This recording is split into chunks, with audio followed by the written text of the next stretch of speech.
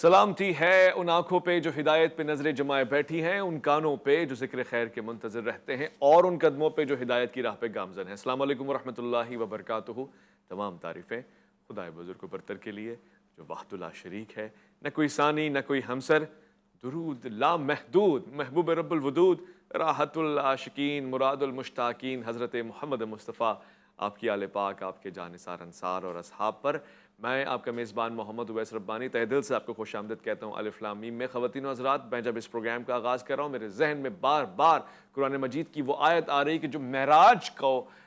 خاص طور سے اس سفر معراج کو بیان کرتی ہے، جو بتاتی ہے کہ پاک ہے وہ ذات جو اپنے بندے کو، اپنے محبوب کو ایک مقام سے اس مقام تک لے گئے جس کو مسجد اقصیٰ کہتے ہیں۔ مسجد حرام سے مسجد اقصیٰ کا یہ سفر متبرک ہے اور برکتوں والا ہے اور رحمتوں والا ہے۔ ایک نسبت تو مسلمانوں کی قرآن میں آ جانے کی وجہ سے مسجد اقصیٰ سے یہ جڑ گئی، دوسری نسبت یہ ہے کہ ہم نے ہمارے نبی کی اطاعت میں سجدے کیے ہیں قبلہ رخ بنا کر اسی مسجد یعنی اسی قبلے کو، اور تیسری نسبت اور میں آپ کو بتا دوں کہ وہاں جو لوگ رہتے ہیں وہ مسلمان ہیں۔ ایک اور رشتہ ان کے ساتھ ہے کہ وہ انسان ہے، اور پانچواں رشتہ میں آپ کو بتا دوں کہ ان کے اوپر ظلم ہو رہا ہے، اور وہ مظلومیت کا رشتہ ہے، چاہے وہ دنیا میں کسی بھی کونے پہ ہو۔ میں نے اسی حوالے سے آج کا پروگرام ترتیب دیا ہے۔ میں خوش آمدید کرنا چاہتا ہوں میرے ساتھ پروگرام میں تشریف فرمائیں بہت ہی پیارے اسکالر ہیں، ریسرچر ہیں، گفتگو فرماتے ہیں اتحاد کی، اتفاق کی، اور ہمیشہ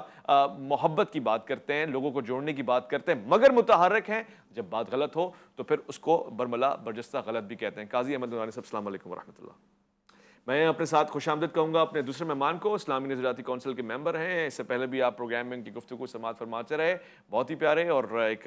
مستند عالم دین ریسرچر ڈاکٹر قبلہ ایاز صاحب، السلام علیکم ورحمۃ اللہ۔ خواتین حضرات، فلسطین کے حوالے سے اس وقت موضوع زیر بحث ہے، اور آپ کے علم میں ہے کہ قاضی صاحب سے بھی گفتگو اسی حوالے سے ہماری جاری و ساری ہے، اور ہم اس معاملے کو اتنا سنجیدہ لے رہے ہیں کہ ہم نے اس پہ خاص طور سے 2 پروگرام رکھے ہیں۔ میں نے قاضی صاحب سے خاص سوالات پوچھنے ہیں فلسطین کی تاریخ کے حوالے سے، اور پھر اس پہ اسرائیلی جارحیت کے حوالے سے، مگر اس وقت پروگرام میں اسلامی نظریاتی کونسل کے چیئرمین ڈاکٹر قبلہ ایاز صاحب تشریف فرمائے، میں آپ کو خوش آمدید کہتا ہوں۔ السلام علیکم ورحمۃ اللہ۔ ڈاکٹر صاحب، یہ کشمیر کا مسئلہ تو ہم سنتے آ رہے تھے، فلسطین کے مسئلے کو نمایاں طور سے ایک بار پھر سے ہمارے کانوں نے سنا ہے اس وقت کہ جب ریٹیلیشن ہوئی ہے۔ آپ اس مسئلے کو کیسا دیکھتے ہیں؟ بسم اللہ الرحمن الرحیم۔ بالکل، فلسطین کا مسئلہ تو بہت پرانا ہے، اور اب دوبارہ اس کا احیاء ہو گیا ہے، جی، اور یہ اب اس نسل کے ذہنوں میں بھی تازہ ہو گیا ہے۔ تو اس مسئلے کی جو بنیادی جڑ ہے جی، وہ تو یقیناً یہی ہے کہ جس طرح اسرائیل نے غاصبانہ قبضہ کیا فلسطینیوں کی سرزمین پر، اور بالخصوص درمیان میں کچھ معاہدے بھی ہوئے، جی، امن کے قیام کی کوششیں بھی ہوئیں، لیکن اس کے باوجود اسرائیل مصر رہا، اور اب غزہ کے اندر جس طریقے سے انہوں نے کوشش کی کہ فلسطینیوں کو بے دخل کر دے، جی، تو یہ بالکل اب فلسطینی جو ہیں وہ اس نہج پر اور اس حد پہ پہنچ گئے ہیں کہ مزید ان کے لیے یہ سلسلہ ناقابل برداشت تھا، اور یہی وجہ ہے کہ انہوں نے جو اقدام کیا وہ بھی بہت سخت اقدام تھا، جو کہ اس وقت اب سلسلہ تنازع حماس اور اسرائیل کا جاری ہے۔ ڈاکٹر صاحب، اس پہ میری رہنمائی فرمائیے گا۔ اسلامی نقطہ نظر جہاں کچھ لوگ حمایت کر رہے ہیں اس پورے حملے کی، وہاں کچھ لوگ اعتراض بھی کر رہے ہیں، تنقید یہ ہے کہ اسلام کسی بھی طور سے عام سیولینز کو نشانہ بنانے کی اجازت نہیں دیتا۔ ابزار جنگ ہے، اور جنگ میں تو صورتحال کچھ ایسی ہے کہ نشانہ تو نہیں بنایا، مگر جو اس کی آڑ میں آ گیا وہ زخمی بھی ہوا ہے، اور یہ کیفیت فلسطینیوں کے اوپر سالہ سال دہائیوں سے جاری و ساری ہے۔ اس پہ آپ کی کیا رائے ہے؟ دیکھیں، رولز آف گیم تو پہلے سے متعین ہو تو یہ اچھی بات ہے۔ اسرائیل نے کبھی یہ نہیں دیکھا کہ جو وہ حملے کر رہا ہے، اس سے پہلے بھی یہی ہوا کہ سویلین یعنی جو غیر مسلح عام شہری تھے ان کو نشانہ بنایا، اور یہ مسلسل رہا۔ لیکن اس کے باوجود یہ جہاں تک دینی حوالہ ہے، شریعت کا حوالہ ہے، تو اس میں یہی ہے کہ ہم مسلمانوں کے لیے، فلسطینیوں کے لیے یقیناً گزارش یہ ہوگی کہ وہ حتی الامکان یہ کوشش کریں کہ کوئی سویلین، کوئی عام شہری ان کے حملوں کی زد میں نہ آئے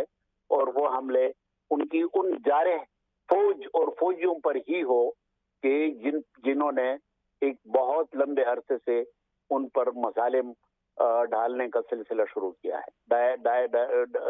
مظالم کا سلسلہ جاری رکھا ہے۔ ٹھیک ہے قاری صاحب، آپ گفتگو سماعت فرما رہے ہیں، ڈاکٹر صاحب نے ظاہر ایک ان کی ریسرچ بھی ہے اس حوالے سے، مگر میں یہ دیکھ رہا ہوں کہ یہ ایک سیاسی مسئلہ ایک طرف ہے اور ایک نظریاتی مسئلہ بھی بن گیا ہے۔ اب وہ کنٹریز جو مسلم ممالک نہیں ہیں وہ بھی اس بات کی حمایت کرتے ہیں، مطلب رشیا خاص طور سے بڑی نمایاں صورتحال ہے، ظاہراً اس پورے مسئلے کو بہت ہی سنجیدگی سے دیکھ رہا ہے۔ تو یہاں پر فلسطینی اس مقدمے کو اب سنجیدہ لے رہے ہیں، یہ حملہ پہلے اگر اچھا ہے تو پہلے کیوں نہیں ہو گیا؟ اتنی دیر کس بات کی ہوئی ہے قاضی صاحب؟ دیکھیے، فلسطین میں مزاحمتی قوتیں تو پہلے سے موجود تھیں، لیکن ظاہر ہے کہ مزاحمتی قوتوں کو اس وقت کا انتظار ہوتا ہے جب ان کے کسی بھی حملے یا ان کے کسی بھی عمل کا جو ان کا ٹارگٹ ہے، جو ان کا ہدف ہے، اس کے مکمل ہونے کا مکمل یقین ہو جائے۔ ظاہر ہے کہ وہ مزاحمتی قوتیں باقاعدہ ایک فوج تو نہیں ہیں، ان کے بہت محدود وسائل ہیں۔ ایک ایسی کیفیت میں جبکہ غزہ دنیا کی سب سے بڑی انسانی جیل بنا ہوا ہے، یہ تقریباً 80 کلومیٹر کی جو پٹی ہے،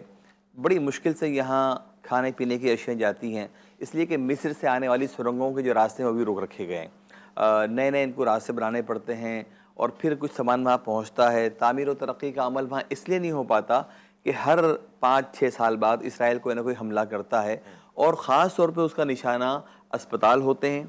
اسکول ہوتے ہیں، اور وہ یہ چاہتا ہے کہ جو بچے وہاں پیدا ہو کر 5-6 سال تک کے پہنچے ان کو مار دیا جائے۔ یہ اس کی انتہائی سفاکانہ عمل ہے، سفاکانہ اور وحشیانہ عمل ہے، تاکہ وہ نسل جوانی نہ ہو سکے۔ بہت ہی افسوس کی بات ہے۔ ڈاکٹر صاحب آپ اس پہ رائے دیجیے گا، یہ کس حد تک انسانی چارٹر میں بھی کس حد تک آتا ہے کہ اسپتال پہ حملہ ہو اور اس وقت بھی غزہ میں پانی، بجلی، گیس اور بنیادی ضروریات ان کی بندش ہے اسرائیل کی طرف سے؟ یہ کہیں سے بھی ہیومن لائف کا چارٹر الاؤ کرتا ہے؟ اسلام تو ان کے لیے کچھ ہے نہیں، مگر میرے خیال ہے وہی لوگ ہیں جو ابراہیمک ایکارڈ کی بات کرتے ہیں، یہ ہیومن ویلیوز کے خلاف نہیں ہے؟ دیکھیے، یہ کہ ہیومن ویلیوز یعنی انسانی حق کے خلاف ہے، میں جنگ مسلمہ اور جو اقوام متحدہ کی منظور شدہ ہیں ان کے بھی خلاف ہے، بلکہ میں یہاں تک جانے کے لیے تیار ہوں کہ یہ جو یہودی اور بات ہے اور حضرت اسلام کا جو تعامل ہے ان کے خلاف ہے۔ حضرت موسیٰ علیہ السلام نے بنی اسرائیل فرعون کی چنگل سے نجات دلائی اور تدبر کے ساتھ اور عدم تشدد کے ذریعے، کسی ایک بندے کا خون بھی نہیں بہا، اور بہت ہی حکمت کے ساتھ حضرت موسیٰ علیہ السلام بنی اسرائیل کو نکال لائے اس سے، مصر سے۔ تو یہ میرے خیال میں اپنا جو ان کا جو تراث ہے مذہبی، اس کے بھی خلاف جا رہے ہیں۔ بالکل بالکل، میں آپ کی اس بات کی حمایت بھی کرتا ہوں، اور مجھے بہت اچھا آپ نے پیغام دیا تاریخ سے۔ خود بنی اسرائیل کے انبیاء کا آپ نے ذکر فرمایا جو ہمارے لیے بھی معزز ہیں، محترم ہیں، ان پہ ہمارا ایمان ہے، کس تحمل کے ساتھ اور کس پیشنس کے ساتھ نان وائلنٹ طریقے سے انہی کی آزادی کا سفر طے کیا گیا، یہ ان کے لیے بھی ایک ایگزامپل ہے۔ مگر ڈاکٹر صاحب اس وقت اسرائیل میں بہت سارے یہودی ایسے ہیں، اور آپ میری تصحیح کیجئے گا اگر میں غلط ہوں تو، جو اسرائیل کی اسٹیٹ کو ایکسیپٹ ہی نہیں کرتے، وہ کہتے ہیں ہمارے یہاں تو اسٹیٹ کا تصور ہی نہیں ہے، جو غالباً ربیز ہیں یا اس کے علاوہ، یہ کون لوگ ہیں؟ یہ کیا کہتے ہیں؟ اسرائیل کو تسلیم کرنے میں ان کا کیا موقف ہے؟ یہ ایک گروپ موجود ہے جو کہ بہت بڑا گروپ نہیں ہے، اقلیت میں ہے، لیکن وہ یہ کہتے ہیں کہ اسرائیل کا یہودی جو ہیں وہ تو وانڈرنگ ہے، یعنی انہوں نے ان کی قسمت میں یہ لکھا ہے کہ وہ ہوں آباد نہ ہوں اور وہ خانہ بدوش ہوں، تو یہ ان کی یہی ان کا طرز زندگی ہے۔ اس وجہ سے وہ سیڈنٹری نہیں بنتے، یعنی وہ یہ نہیں کہتے کہ کوئی منظم ریاست ہو اور منظم آبادی ہو۔ ایک اقلیتی گروپ ایسا موجود ہے اور وہ مذہبی حوالے دیتا ہے اس مقصد کے لیے اور اس تصور کے لیے۔ قاری صاحب آپ ظاہر اسلام کو بطور خاص دیکھتے ہیں اور تبلیغ میں بھی آپ آگے ہوتے ہیں اس کی، یہاں پر ایک سوال پیدا ہوتا ہے کہ کسی بھی صورتحال میں اسرائیل کو ایک طرف کرتے ہیں، ہم تو اس کو صہیونی ریاست کہہ رہے ہیں، مگر مسلمان اور اہل کتاب خاص طور سے یہودی ایک ہو سکتے ہیں کسی ایجنڈے کے اوپر، کوئی ایک ایسی بنیادی چیز ہے جس کے اوپر جمع ہو سکے اور خاص طور سے اس مسئلے کا حل نکال سکے؟ اگر صہیونیت وہاں سے ہٹ جائے، جو جنہیں آپ زائنسٹ کہتے ہیں، جن کا نظریہ ان کی کتابوں میں موجود ہے تالمود وغیرہ میں، کہ ان کا نظریہ اس قدر غیر انسانی ہے کہ وہ کہتے ہیں کہ دنیا کے تمام انسان ہمارے سامنے کیڑے مکوڑوں کی طرح ہیں، یعنی کہ ہم جب چلتے ہیں تو نادانستگی میں ہمیں پتہ نہیں ہوتا کہ چونٹیاں کب ہمارے قدموں تلے آ گئیں یا کیڑے مکوڑے کب ہمارے پاؤں تلے روندے گئے۔ وہ کہتے ہیں کہ اپنے اقتدار کو قائم کرنے کے لیے دنیا کے تمام انسان ہمارے نزدیک کیڑے مکوڑوں کی طرح ہیں، ہم کہیں بھی کسی بھی وقت اپنے اقتدار کے لیے ان کو ہم مار سکتے ہیں، ان پہ ظلم کر سکتے ہیں۔ تو جو صہیونیت کے نظریات جو ہیں نا، یہ نظریات غیر انسانی کہلائے جا سکتے ہیں۔ اگر یہ ذہن ایک طرف ہو جائے تو جو ایک عام کھلے ذہن کا یہودی ہے، بے شک وہ کسی نہ کسی موقع پہ آ کے دوسرے مذاہب کے لوگوں سے اتحاد بھی کر سکتا ہے، ملاقات بھی کر سکتا ہے، ہر ایک کو جینے کا حق ہے۔ یہاں مسئلہ کیا ہے کہ یہاں مذہبی مسئلے کے علاوہ ایک سیاسی مسئلہ قائم کر دیا گیا ہے۔ امریکہ اور دیگر جو طاقتیں ہیں وہ مشرق وسطیٰ میں اپنا تسلط قائم کرنے کے لیے اسرائیل کو مضبوط سے مضبوط تر کرنا چاہتی ہیں۔ وہ اس بات سے خوفزدہ ہیں کہ کبھی ایسا نہ ہو کہ اسلامی ممالک اپنا ایک بلاک بنا لیں اور ان میں کوئی ایسی لہر پیدا ہو جائے جو ان کو متحد کر دے اور طاقتور بن جائیں۔ تو اس طاقت کو توڑنے کے لیے انہیں وہاں ایک اپنا ایک ایسا پالتو ایجنٹ چاہیے، وہاں اپنی ایک ایسی طاقت چاہیے جو ان تمام معاملات کو دیکھ سکے اور ان پر حاوی ہو سکے۔ اس لیے وہ اسرائیل کو ہر طرح سپورٹ کرتے ہیں، مضبوط سے مضبوط تر کرتے ہیں۔ آپ دیکھیں نا، جیسے ہی اسرائیل نے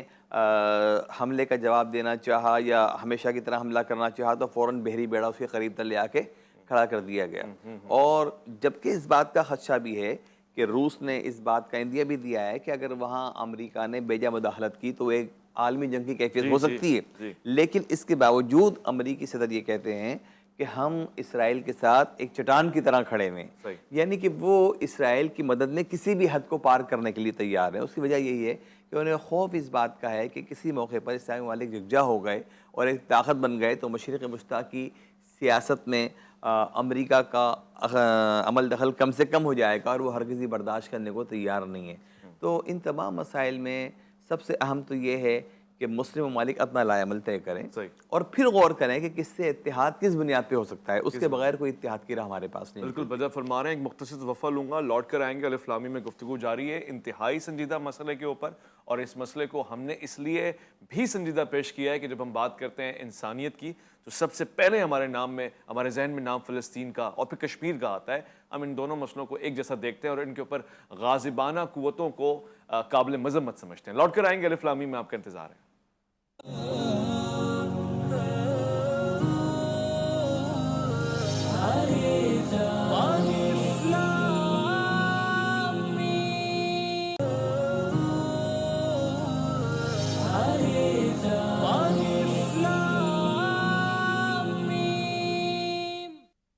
خواتین و حضرات، سچی بات تو یہ کہ لوگ حیران ہوئے جب ہم نے ظاہر اس وقت عبوری حکومت کے اور پاکستان کے وزیر اعظم سے یہ بیان سنا کہ کوئی 2 اسٹیٹ سولوشن نکل سکتا ہے۔ حیرانی اس بات کی تھی کہ اس سے پہلے ہم نے یہ سنا نہیں تھا، بلکہ ہم نے سالوں پہلے اپنے بانی کے جملے سنے تھے کہ ہم تو تسلیم ہی نہیں کرتے اسرائیل کو اسٹیٹ۔ تو یہاں پر کانفلکٹ آیا، اور پھر میں علماء سے ایک سوال پوچھ لیتا ہوں۔ میرے ساتھ ڈاکٹر قبلہ ایاز صاحب تشریف فرمائیں۔ ڈاکٹر صاحب، قائد اعظم فرما رہے تھے کہ جو اسرائیل ہے وہ کوئی اسٹیٹ نہیں ہے، بلکہ یہ تو غاصب ہے، یہ تو کسی بھی طور سے قابل قبول ہے ہی نہیں، ناجائز ہے۔ تو اب ہم کیا اس نتیجے پہ آ رہے ہیں کہ ہم اس کو اسٹیٹ لے رہے ہیں اور پھر 2 اسٹیٹ سولوشن کی بات کر رہے ہیں؟ اس بیان پہ آپ کی کیا رائے ہے؟ یہ تو خالصتاً ایک سیاسی مسئلہ ہے، اور میرا خیال یہ ہے کہ اس مسئلے پہ اگر مسلمان ایک اجتماعی نقطہ نظر اور ایک اجتماعی موقف اختیار کر لیں تو وہ بہتر ہوگا۔ تو یہ اسلامی جو تعاون تنظیم ہے اس کے پلیٹ فارم سے اگر کوئی سمجھوتا ہو جائے اور اس کے پلیٹ فارم سے اگر کوئی ایک اجتماعی موقف آ جائے تو میرا خیال یہ ہے کہ وہ زیادہ مسلمانوں کے حق میں بہتر ہوگا۔ اور اسی طریقے سے پھر یہ جو ایک مسئلہ بن گیا ہے جس کا خطرہ یہ ہے کہ ایک عالمی جنگ کی صورت اختیار نہ کر لے، میرا خیال یہ ہے کہ کوئی پرامن طریقے سے اس کا کوئی حل نکل آئے گا۔ ٹھیک ہے ڈاکٹر صاحب، آپ کو یاد ہوگا میں نے ایک پروگرام میں یہ بات کہی تھی کہ میرے نزدیک میری ذاتی رائے یہ ہے کہ اس وقت اسلامی نظریاتی کونسل کو مفتی اعظم پاکستان کی حیثیت حاصل ہے، سب سے زیادہ معتبر ادارہ ہے جہاں سے آپ ظاہر چیزیں پوچھتے ہیں، آپ رائے لیتے ہیں، آپ راستہ لیتے ہیں۔ میں یہ کہہ سکتا ہوں اور آپ میری تصحیح یا تائید فرمائے گا، اسلامی نظریاتی کونسل اب ظاہر جس طرح سے جس معیار کا آپ کام فرما رہے ہیں پاکستان تک تو محدود نہیں ہے، لہٰذا آپ حضرات کیوں نہیں کوئی ایک ایسا اصولی نظریہ فتویٰ یا ایسا مقدمہ رکھتے ہیں جو پورے عالم اسلام کے لیے ایک سٹیٹمنٹ بن جائے کہ ہمارا سب کا رویہ، سب کی روش فلسطینیوں کے لیے اسرائیل کی مذمت میں کیسا ہونا چاہیے، کیا ہونا چاہیے، عسکری ہو، علمی ہو، ہمارا راہ عمل کیا ہونا چاہیے؟ تو وہ تو دیکھیں، آپ کو معلوم ہے کہ قرآن پاک میں ہمیں اس بات کی بڑی وضاحت ہے، صاف ہمارے لیے یہ کوئی اس میں کوئی دو رائے نہیں ہے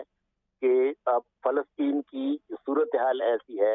کہ اور ہماری ریاستی پالیسی بھی یہ ہے کہ اس تنازع میں ہم حمایت کرتے ہیں فلسطین کی، ان کا حق جو ہے خود ارادی کا، یہ اس کا حق ہے، اور فلسطین کی سرزمین پہ ناجائز قبضہ ہے تو کوئی بھی اس کی حمایت نہیں کر سکتا، نہ صرف مسلمان بلکہ بہت ہی ایسے انصاف پسند غیر مسلم ہیں، وہ بھی اسرائیل کے اس ناجائز قبضے کی حمایت نہیں کرتے۔ میں آپ کو بتاؤں کہ ابھی سڈنی میں وہ جلوس نکل رہے ہیں جن میں غیر مسلم بھی شامل ہیں، اور وہ فلسطینیوں کہ اس حق کو تسلیم کیے جانے کا مطالبہ کر رہے ہیں۔ تو دنیا میں یہ ہے، اور یہ بالکل واضح ہے، اسلامی نظریاتی کونسل کا آئینی مینڈیٹ جو ہے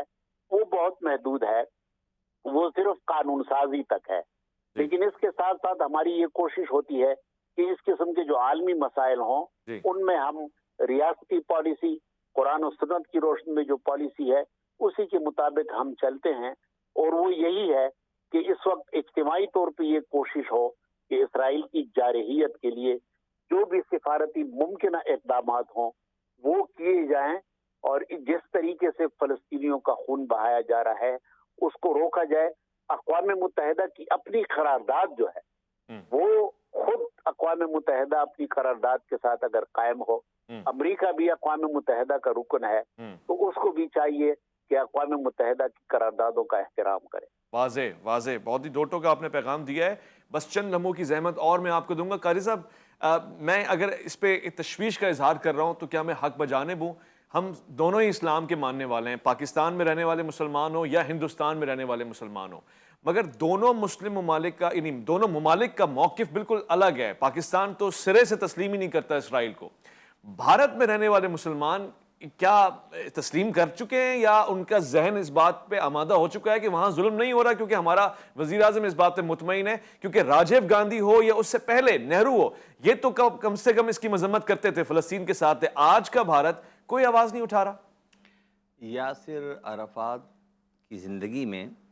ان کے بھارت سے بہت اچھے تعلقات رہے، اور اس وقت تک تو بھارت نے اعلانیہ طور پر اسرائیل کی مذمت بھی کی، لیکن بھارت کی سیاستیں سے تبدیلی آئی،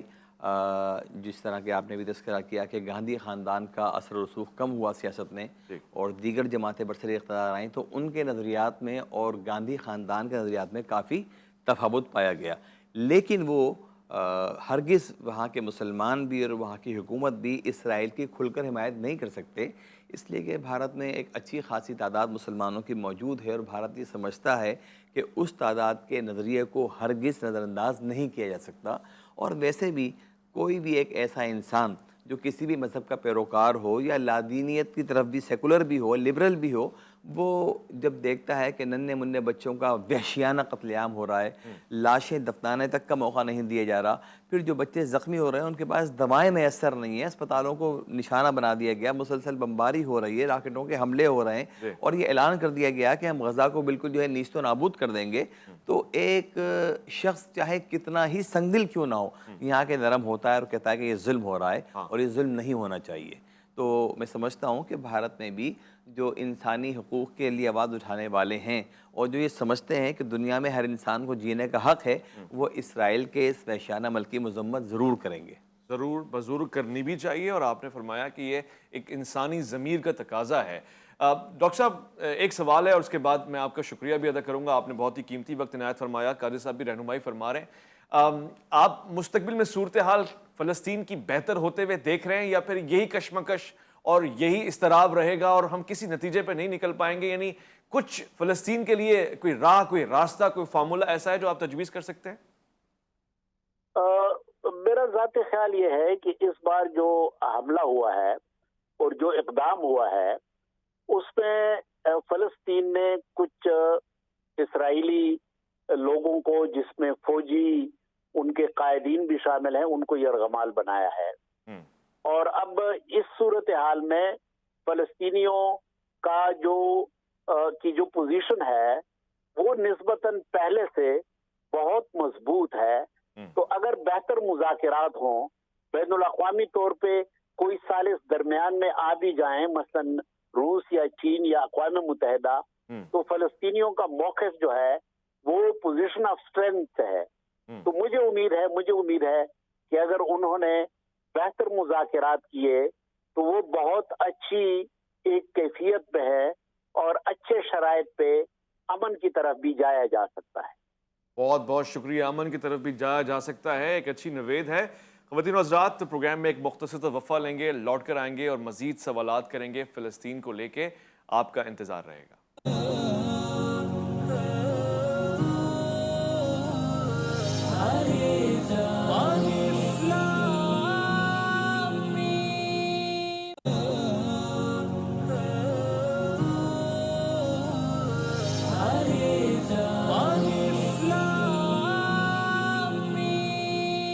خواتین و حضرات، خوش آمدید۔ اگر یہ پروگرام آپ کے لیے کسی بھی طرح کی زحمت کا باعث بن رہا ہو تو میں معذرت خواہ ہوں، مگر یقین جانیے ابھی تو میں نے وہ تصاویر نہیں دکھائیں جو فلسطین کے عام عوام کے اوپر عذاب بن کے ٹوٹی ہوئی اس کی ایک عکاسی کرتی ہیں۔ ایک بچے کے اوپر، خواتین کے اوپر وہ جنازے نہیں دکھائے کہ جن کے اوپر ماتم کرنے والے، نوحہ کرنے والے، رونے والے، یہ تمام لوگ گریہ کر رہے ہیں، اور آپ کو چیخ چیخ کر پکارتے ہوئے وہ ویڈیو فوٹیجز نہیں دکھائے کہ جو یہ کہہ رہے ہیں کہ غیرت کہاں ہے تمہاری، ضمیر کہاں ہے تمہارا، انسانی حقوق کے اوپر اٹھنے والی آواز کیوں دب گئی ہے تمہاری۔ میں نے بڑے حوصلے کا مظاہرہ کیا ہے، لہٰذا آپ سے یہ درخواست کروں گا کہ زحمت کے لیے معذرت۔ اگر میچز دیکھتے ہوئے یا دیگر انٹرٹینمنٹ کے پروگرامز دیکھتے ہوئے آپ کو میں خلل کی صورت نمایاں نظر آ رہا ہوں تو صرف اور صرف اس لیے ہے کہ یہ میرا فرض ہے، صحافتی ذمہ داری ہے، اور یہ پیشہ ورانہ ذمہ داری میں نے کسی بھی طور ادا کرنی ہے۔ میں اس حوالے سے واضح کر دوں کہ میں نے خود اپنی بڑی یعنی سوشل میڈیا سائٹس جو میری ٹک مارک کے ساتھ ہیں وہ کھوئی ہیں، صرف اس لیے کہ ایک آواز اٹھائی ہے فلسطین کے لیے، اور وہ ناپسندیدہ رہی ہے عالمی طاقتوں کے لیے یا پھر ان کے اصول کے ساتھ متصادم نظر آئی ہے۔ مگر اس کا ہرگز یہ مقصد نہیں کہ ہم اپنے ضمیر کی آواز نہ سنیں اور حق کی آواز نہ بنیں۔ میں نے اسی صورتحال کو پیچیدہ اور انتہائی مسترب رکھتے ہوئے قاضی صاحب کو دعوت دی ہے، میری رہنمائی فرما رہے ہیں پروگرام کے ان لمحات میں۔ قاضی صاحب، میں جاننا چاہتا ہوں کہ یہ مسئلہ تو بہت ہی قدیمی مسئلہ ہے، جب ہم کسی کو سنتے ہیں اور وہ اس طرح کے دلائل پیش کرتا ہے تو ہم بھی کنفیوز ہو جاتے ہیں۔ کسی ایک صاحب نے کہا کہ جی فلسطین کی آزادی کی بات آپ کب سے کر رہے ہیں؟ اسرائیل تو حضرت موسیٰ علیہ السلام کے زمانے سے چلی ہوئی آ رہی قوم ہے، یعنی ظاہر ہے وہ تو حضرت یوسف علیہ السلام کے والد سے ملا رہے ہیں، تو یہ ان کی جگہ ہے، ان کا لینڈ ہے، اور اس سے ان کو نکالا نہیں جا سکتا، یہ فارمولہ ہی قابل قبول نہیں ہے۔ اس پہ کیا رائے ہے؟ دیکھیے، ہم وہاں سے یہودیوں کو نکالنے کی بات نہیں کر رہے، ہم تو یہ کہہ رہے ہیں کہ بلفور اناؤنسمنٹ کے تحت جب جس طرح آج امریکہ کی دنیا پہ اجارہ داری ہے، جب برطانیہ کی اجارہ داری تھی، تو دوسری جنگ عظیم کے بعد جب بلفور اناؤنسمنٹ کے تحت وہاں فلسطین کو 2 حصوں میں تقسیم کر دیا گیا اور دنیا بھر کے یہودیوں کو لا کر وہاں آباد کیا گیا، پھر جو فلسطینی اصل وہاں کے رہائشی تھے ان کو 1/3 حصہ دیا گیا اور یہودیوں کو 2/3 حصہ دے دیا گیا۔ اس کے بعد انہیں مضبوط کرنے کے لیے بے شمار اسلحہ دیا گیا، ان کو لا کے وہاں بسایا گیا۔ تو یہودی قوم سے ہمارا کوئی اختلاف نہیں ہے، یا ہم ان کے کسی نظریے سے اختلاف نہیں کر رہے، ہم تو یہ کہہ رہے ہیں کہ جو فلسطینی وہاں موجود تھے، ایک عرصے سے تھے، انہیں وہاں سے کیوں نکالا گیا؟ انہیں وہاں سے کیوں آپ نے بے دخل کرا؟ ان پہ کیوں مظالم کیے گئے؟ رہا یہ کہ حضرت موسیٰ علیہ السلام اور اس سے پہلے کے جو احوال ہیں، تو حضرت سلیمان علیہ السلام اور دیگر تمام جو معاملات وہاں رہے، تو انبیاء علیہ السلام کی وہاں نشانیاں ہیں. عیسائیوں کے لیے بھی وہ بڑی متبرک جگہ ہے کہ وہ جناب عیسیٰ علیہ السلام کا جائے ولادت ہے, جناب مریم کا وہاں قیام رہا. تو تمام مذاہب کے لیے وہ ایک مقدس جگہ ہے, لیکن اس جگہ کو اجارہ داری بنا کر مسجد اقصیٰ سے مسلمانوں کو بے دخل کرنا, ان پہ حملے کرنا, قتل عام کرنا, یہ کہاں کا شعور ہے؟ کیا دنیا کے کسی اور خطے میں اس طرح ہوتا ہے کہ جناب ایک قوم دوسری قوم پہ حاوی ہونے کے لیے ان کے بچوں کا قتل کرے, ان پہ پانی بجلی گیس بند کر دے؟ اس مہذب دنیا کے اندر جہاں یورپ میں لوگ جو ہیں وہ جانوروں کے حقوق کی بات کرتے ہیں, تو وہاں اتنے سارے انسانوں کے حقوق کیا ان کے جانوروں کے حقوق سے بھی کمتر گردانے جائیں گے؟ یا فلسطین میں بہنے والا خون جو ہے وہ اتنا پتلا ہے یورپ کے مقابلے میں کہ وہاں ایک شخص بھی اگر ہلاک ہوتا ہے تو واویلا ہو جاتا ہے, اور یہاں کے لیے کوئی نہیں بولے گا. تو یہ تاریخی حقائق کو مسخ کرنے کے بجائے اس بات پہ غور کریں کہ آخر وہ کون سی وجوہات ہیں جس بنا پر دنیا کی ایک ظالم ترین قوم نظر آئی. دوسری بات یہ ہے کہ بنی اسرائیل نے اللہ تعالیٰ کی محبوب قوم ہونے کا دعویٰ کیا, کہا ہم تو انبیاء علیہ السلام کی اولاد میں سے ہیں, لیکن ہر موقع پہ انہوں نے اس دعوے کو اپنے عمل سے غلط ثابت کیا. جب بھی انبیاء علیہ السلام نے ان کو دعوت دین دی وہ اس کے خلاف گئے, اور قرآن مجید فرقان حمید ان کے واقعات کو بیان کرتا ہے کہ بار بار اللہ رب العزت کے احکامات کی خلاف ورزی کرتے رہے. تو ان کے مزاج میں ایک ہٹ دھرمی اور ایک لاقانونیت